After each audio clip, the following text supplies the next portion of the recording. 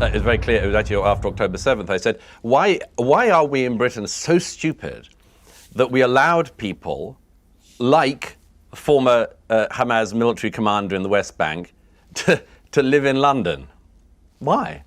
What did we in Britain get out of allowing terrorists to live in our midst?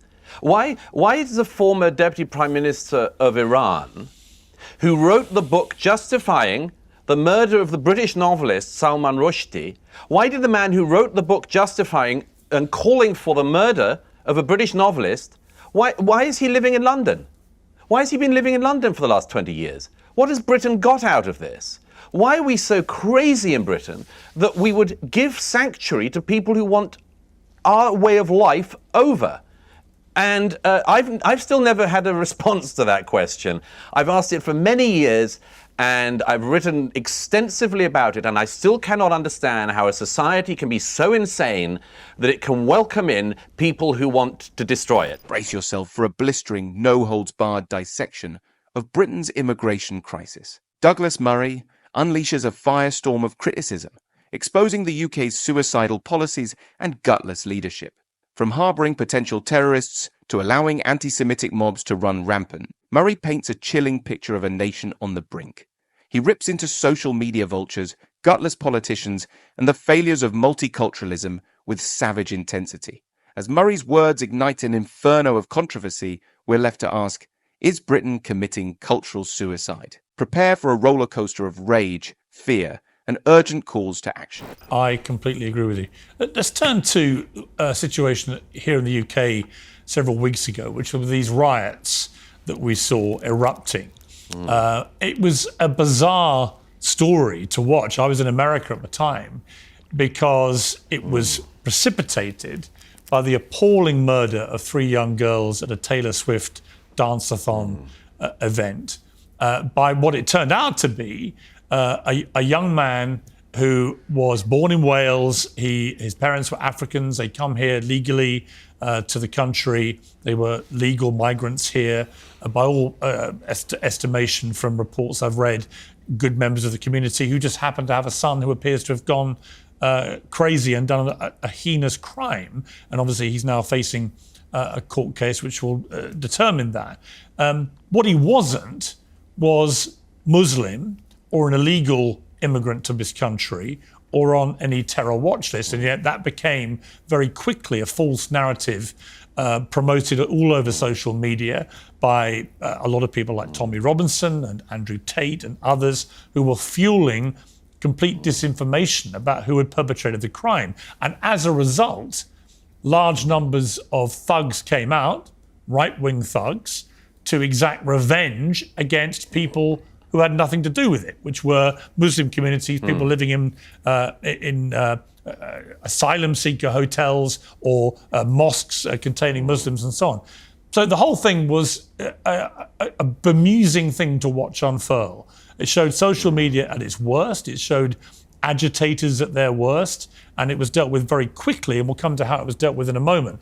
But in the middle of all this, you got dragged into this for comments you said not while it was going on, but last year in an interview with the former Australian Deputy Prime Minister. We've got the clip which caused all the problems for you. Let's play this. I think I know that the British soul is awakening and stirring with rage at what these people are doing. These people came into our house. Many of them broke into our house illegally. Many of them were never wanted here. I don't want them to live here. I don't want them here. In the UK, it's different. Our police force behave differently, and policing by consent and all of these sorts of things. But clearly they've lost control of the streets.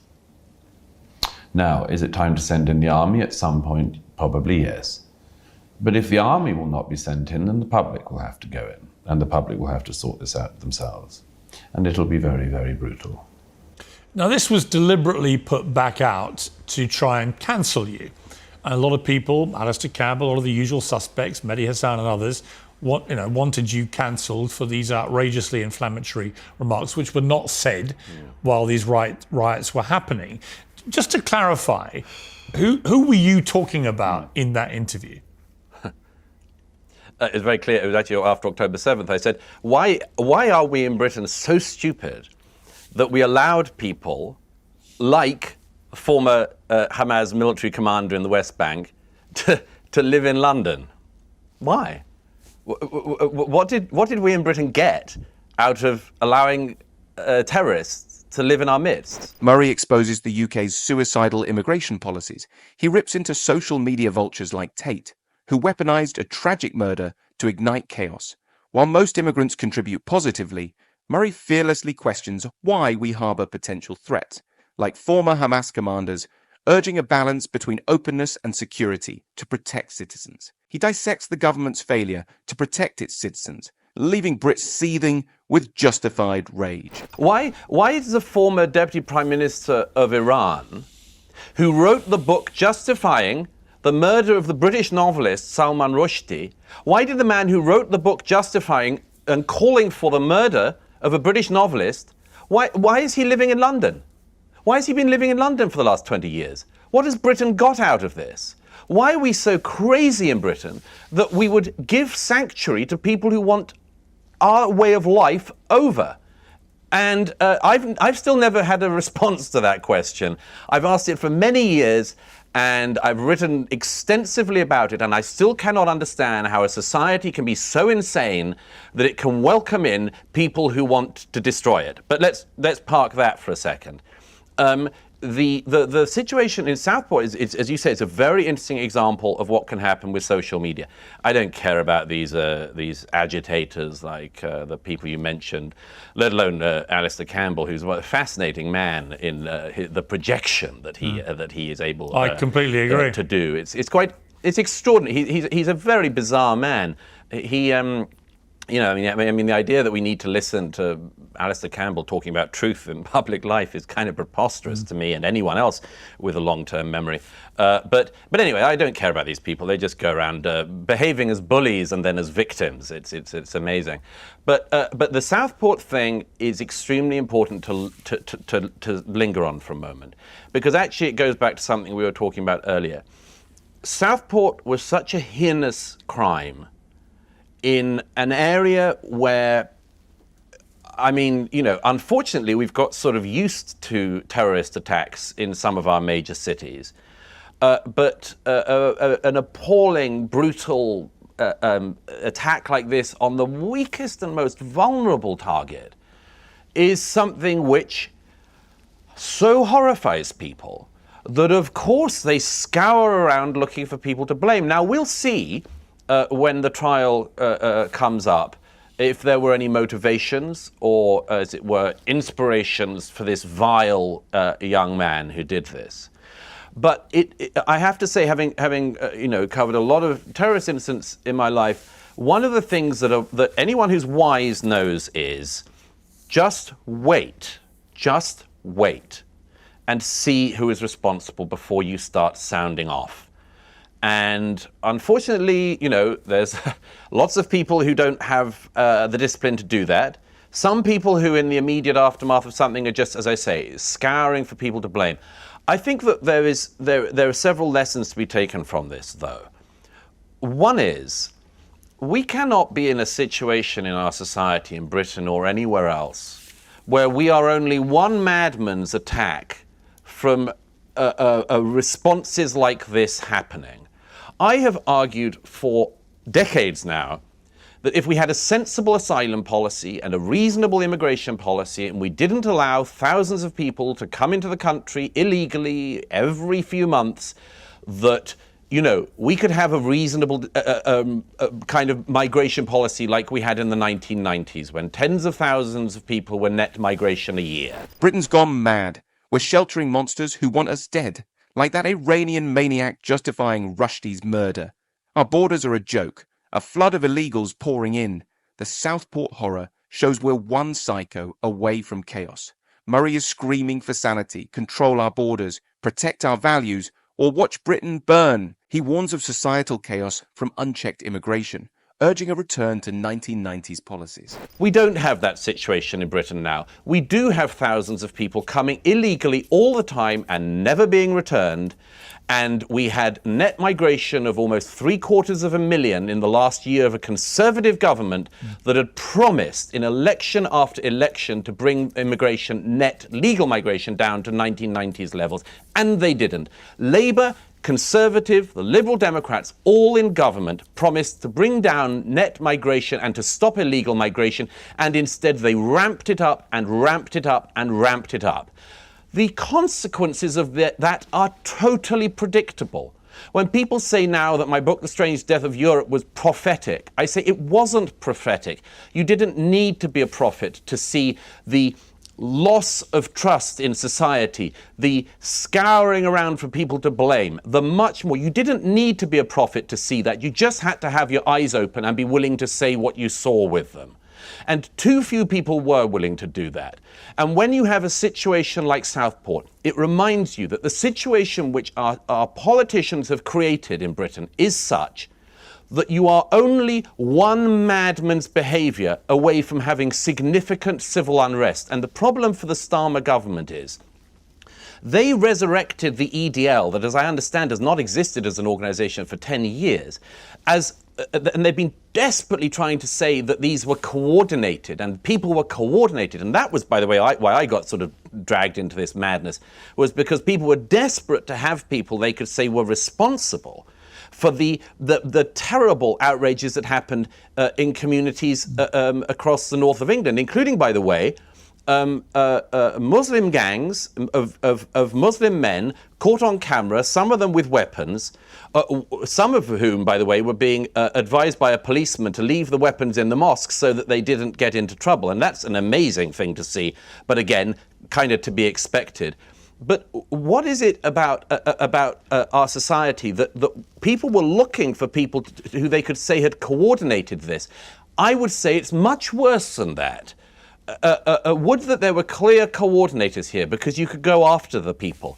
But there weren't, Piers. As I understand it, from what I can see, this was angry crowds of people that sometimes became mobs, and they weren't coordinated. That is much harder and much more worrying, because I would take slight issue. Okay, and the rest don't seem to know what to do about it. I would take slight issue, because I think when you have massive followings on social media like Andrew Tate, and I challenged him about this before I went away, and we had a pretty robust exchange. Yeah. But also Tommy Robinson, who's been allowed back onto X by Elon Musk, which I don't think was a good decision, but we can debate that another time. But when they have these big followings and they are actively promoting completely wrong information, suggesting that the perpetrator was an illegal Muslim immigrant to the country on a terror watch list, that's when the trouble starts. Britain's immigration system is a ticking time bomb. Politicians' lies have unleashed a flood of migrants, shattering trust and igniting fury. Murray's prophetic warnings were ignored, and now we're on the brink of chaos. The Southport chaos, fueled by misinformation and spontaneous mobs, proves we're one lunatic away from mayhem. The English Defence League's revival, after 10 years, reflects a troubling political climate, blaming others for Northern England's unrest. I suppose my question for you, Douglas, would be, well, let me just ask you a question for you, which is this. I accept that what you said in this clip had nothing to do with what was happening, and it was ridiculous that it got brought in.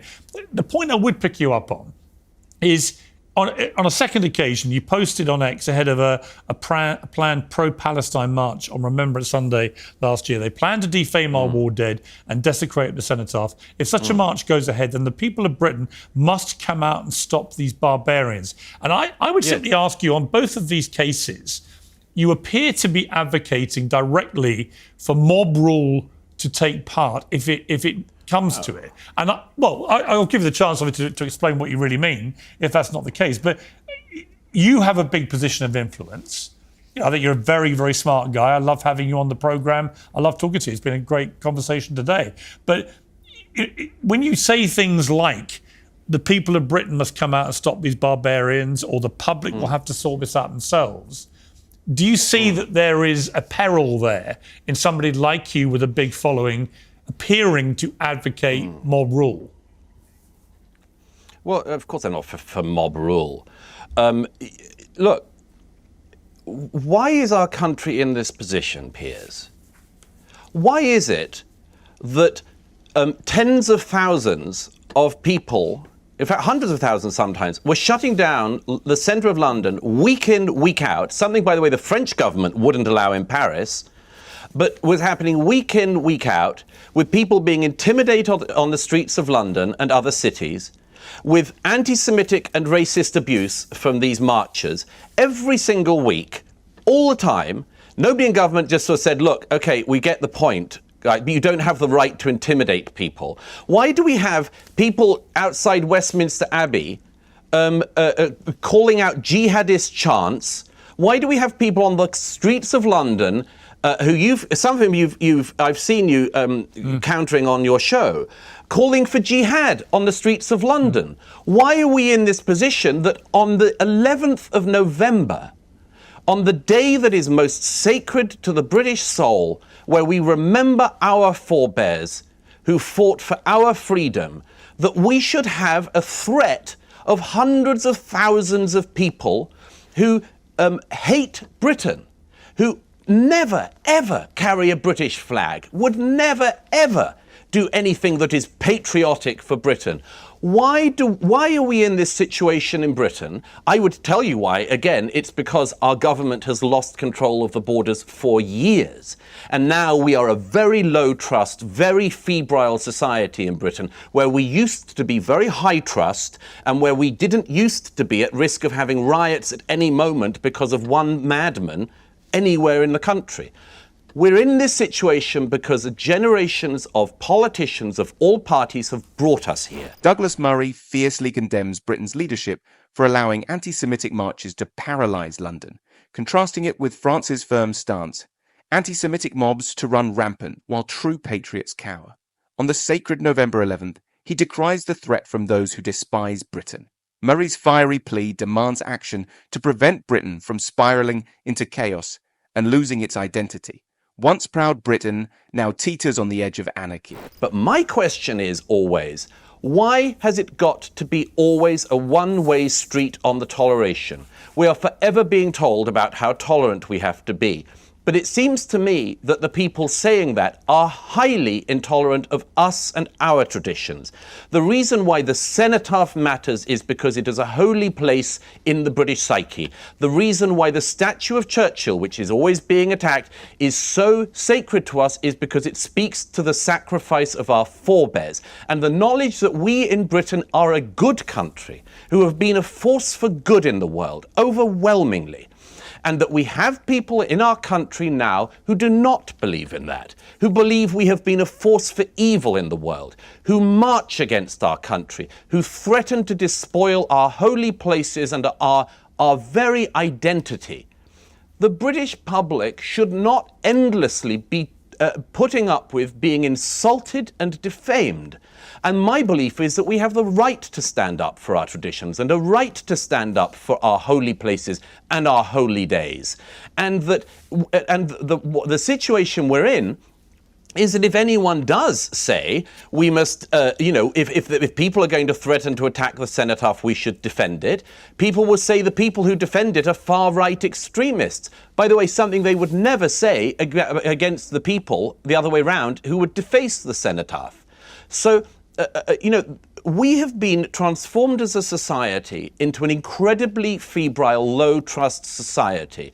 And as Nadim Sahawi said in the Times the other week, he wrote a piece where he mentioned me, and he said that Douglas Murray has said for years that what is now happening would happen. And as he said, I never did it in the spirit of glee. I did it in deep lamentation.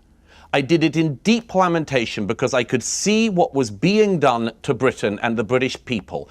And I warned against it. And Conservative, Labour, Liberal Democrats, SNP and others all just merrily went along the way of making our society something different. I never wanted that. I don't think the British people wanted that. We never voted for that. When we were asked whether we wanted it, we said no. And they didn't listen. So we'll see what happens in the years ahead. Murray's scorching words expose the vicious hypocrisy of one-sided tolerance, highlighting the increase in the UK Muslim population since 2001, fueling cultural tensions and transforming Britain into a low-trust society. Our sacred symbols, the cenotaph, Churchill's statue, are under relentless assault by those who despise our proud heritage. Why should we endure this endless insult? It's time to rise up, defend our identity, and crush this cultural onslaught. And we'll see if Starmer and co have any idea of how to solve the problems that generations of politicians have caused in Britain. But no, I did not want to be in a society in Britain where we have jihadists living in our midst, where we have terrorists that we welcome in, where we give every advantage to people who hate us, or at the very least do not like us. I never wanted that to be the case. I'm extremely sad that it is the case. I'd love to see it turned around. I know how it could happen. I have very low belief that we have anyone in charge in Britain who knows what to do about this. But it's a problem they've brought on our society, and I profoundly wish that they had not. Britain's bleeding from self-inflicted wounds. Murray rips into the gutless politicians who've unleashed a plague of jihadists and terrorist sympathizers on our soil. He exposes the failure of multiculturalism, revealing a nation divided by those who despise its values. Our streets crawl with those who despise us, while gutless leaders twiddle their thumbs. How long before we're strangled by our own misguided compassion? We've run out of time, Douglas. I could talk to you for hours. Just finally, you've got a speaking tour coming up, which begins in Florida. It's through America. You know America extremely well. You've lived there, worked there for many years, as I have. Just very quickly, the dynamic of this presidential race has obviously dramatically changed with Joe Biden pulling out, Yes. Kamala Harris coming in. There's no doubt she's got a bit of momentum that she's built, which Biden certainly didn't have. Who is going to win this election? I'm not going to make a prediction, Piers, because I know, like you do, that if a week was a long time in politics in the 1970s, these days a weekend is like a year. I mean, it's only a few weeks ago that there was the attempted assassination of Donald Trump. It's only a few weeks ago that the Democrat media in the US was pretending that Joe Biden had another 4 years in him and he'd never been fitter and in better health. And wow, did he have it in him, and he was all pepped up. That's only a few weeks ago as well. Feels like a few years. So I don't know. These are long, long weeks and long months. There's a long way to go in this campaign. Murray eviscerates the notion of predictability in modern politics. He savagely dismantles the idea that anyone can confidently forecast the outcome of the 2024 US presidential race. In a world where an attempted assassination of Donald Trump can become old news in a matter of weeks, how can we hope to make informed decisions as citizens? Not to mention the fairy tales of the media constantly misinforming us about, for example, Biden's health. I think that there's one thing particular to watch out for, which is the Kamala Harris bounce, which I would, I have to say, I would not have expected. I mean, 6 months ago, the idea that Kamala Harris would be the Democrat nominee was the sort of stuff of laughter. Okay, now she is. The thing to watch out for is she going to say anything about actual policy? Are she and Walz going to put any meat on the bone? I suspect not, and it's going to be very interesting to see whether the American media lets them get away with that. Harris Walz sat down for an interview the other day where Walz, her running mate, looked like an emotional support animal, frankly. He was sort of sitting by her side, nodding, and sort of It was embarrassing, I was asked yeah. a couple of questions at the end, and it was awful. But the really interesting thing is, Piers, is that all the criticisms you can make of Trump and the Republicans, and we could go through and we could rehearse all day, but there has been quite a lot of discussion of what would happen in a second Trump administration. The Harris-Walz administration, it's totally unclear to me what they plan to do. Are they going to do anything? What is their plan on inflation? I mean, all you get is that Kamala Harris will say, inflation is a really big problem, and that's why it's a problem. We need to look at what's going to be a inflation massive night, is. Douglas. And I've got to wrap it, but the big night is going to be the 10th of September, when Trump gets on that debate stage with Kamala Harris. The last debate had unbelievably huge ramifications. And I've got a feeling this one could decide the election. It could do, but look at how far out of the election it is. Yeah. It's still weeks ahead of the election. It's in September for an election in November. But just one final thing. It's possible that Kamala Harris and Tim Walz will get away with this. I'll tell you why. Because we have a good example in Britain. Yeah. Almost nobody was running to the polls in Britain, desperate to vote for our current Prime Minister. Some people are desperate to run to the polls to vote for Kamala Harris. It's true, and I didn't foresee that.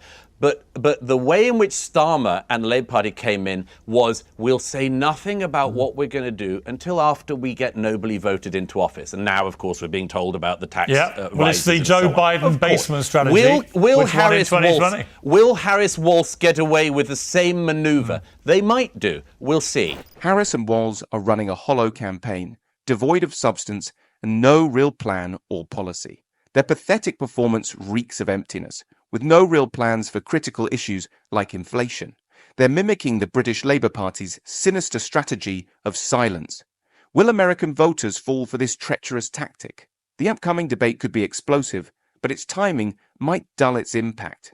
Reflecting on Douglas Murray's fiery discourse, one must wonder, is Britain at a crossroads, grappling with the ghosts of misguided policies and unchecked ideologies?